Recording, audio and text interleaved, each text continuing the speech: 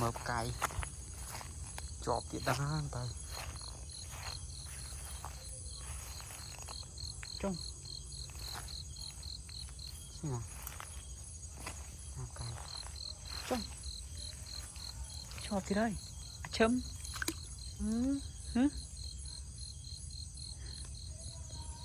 lươn nhá không có nữa lươn nhá lươn ăn lên nhá vẫn còn này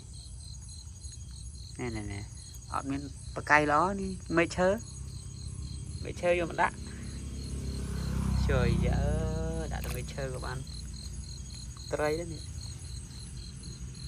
nè men sụp đáy nó đi men tên gì cây dạng con đồng chài giờ tè nó mùi nó